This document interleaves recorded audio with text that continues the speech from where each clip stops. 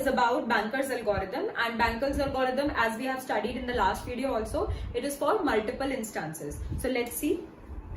So it handles multiple instances of same resources, जो हमने last video में भी देखा था, and for single instance, for only one instance, we have the algorithm that is resource allocation graph method.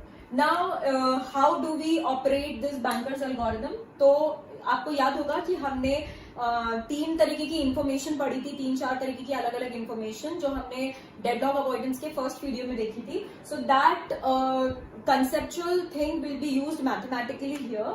So first is maximum requirement. Now you need to understand what is maximum requirement, जो हमने last में भी देखा था. Here because we are talking about multiple instances, so we will relate it to the multiple instances. तो हमें यहाँ पे सिर्फ ये देखना है कि हर एक प्रोसेस जो कि रिसोर्स की रिक्वायरमेंट दे रहा है या रिक्वेस्ट कर रहा है, वो उसको कितने नंबर ऑफ कितने नंबर ऑफ रिसोर्सेज चाहिए हर एक पर्टिकुलर रिसोर्स के. लाइक अगर एक प्रिंटर है तो printer is a kind of resource, for example A. तो ए प्रिंटर रिसोर्स के उसको कितने इंस्टांसेस चाहिए, उसका काउंट जो है वो पूरा पहले से होना चाहिए, and that will be known as maximum requirement. So this is your first information which will be used for solving a question using Banker's algorithm. How many instances of each resource, each process can request? कितने total वो request कर सकता है? So that is maximum requirement. Now the next one is allocation, जो कि हमने second information देखा था. Allocation मतलब वो currently कितने hold कर रहा है या उसको currently कितने already allocate हो गए हैं. तो how many instances of each resource, each process currently holds? That's simple. तो दोनों इन्फॉर्मेशन रखना जरूरी है. उसको टोटल कितनी रिक्वायरमेंट होगी या मैक्सिमम कितनी रिक्वायरमेंट होगी एक रिसोर्स के मल्टीपल इंस्टेंस. तो अगर इस मैट्रिक्स में P1, P2, P3 एक साइड और R1, R2 एक साइड है, तो ये सिंपली ये बताने वाला है एलोकेशन मैट्रिक्स कि हर एक प्रोसेस ने ऑलरेडी कितने रिसोर्सेज को होल्ड किया हुआ है और कितनी क्वांटिटी में होल्ड किया हुआ है. तो दो ही रिसोर्सेज है हमारे पास, तो P1, R1, 2. So that simply means कि P1 ने अभी कितने रिसोर्सेज होल्ड किए हुए हैं, 2 रिसोर्सेज ऑफ R1, और टोटल कितने हैं 15. ओके. नाउ P1 ने R2 के कितने होल्ड किए, 1. सिमिलरली P2 ने 3 R1 और 2 R2, एंड P3 ने 3 R1 एंड 0 R2, मतलब R2 रिसोर्सेज ने अभी होल्ड किया ही नहीं हुआ है. तो ये तो आपकी है एलोकेशन मैट्रिक्स, जो कि हमारा सेकंड वाला पार्ट था.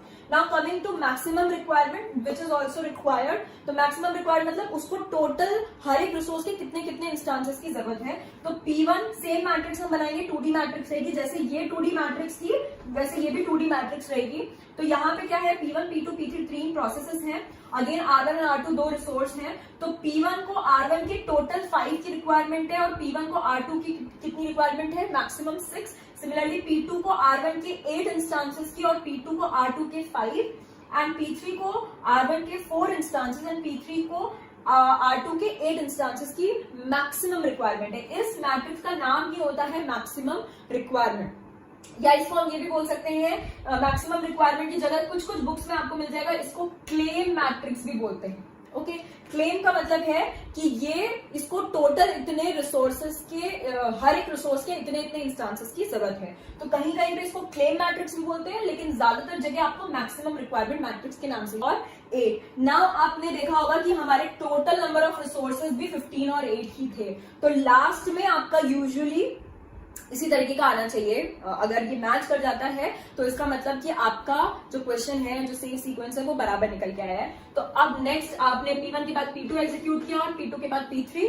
तो the sequence, safe sequence is P1 then P2 and then P3. So this is how you are going to calculate the safe sequence and you are going to calculate the need matrix. तो need matrix then safe state. Yes it is in safe state, क्योंकि ऐसी कोई भी situation नहीं आई जिसमें हम ये बोल सकें कि नहीं ये एक प्रोसेस है जिसको एग्जीक्यूट करने का मौका ही नहीं मिला. अगर किसी क्वेश्चन में कोई प्रोसेस, एक या एक से ज्यादा प्रोसेस ऐसे होते हैं जिनको एग्जीक्यूट करने का मौका ही नहीं मिल रहा, वो क्यों नहीं मिल रहा, क्योंकि कभी भी उनकी नीड जो है वो less than equal to available नहीं हो पा रही, तब हम बोलेंगे the system is in unsafe state. Hello friends, for more videos and more content, please do subscribe my YouTube channel Knowledge Sharing with Ankita Gupta, and please do click on the bell icon given below my videos.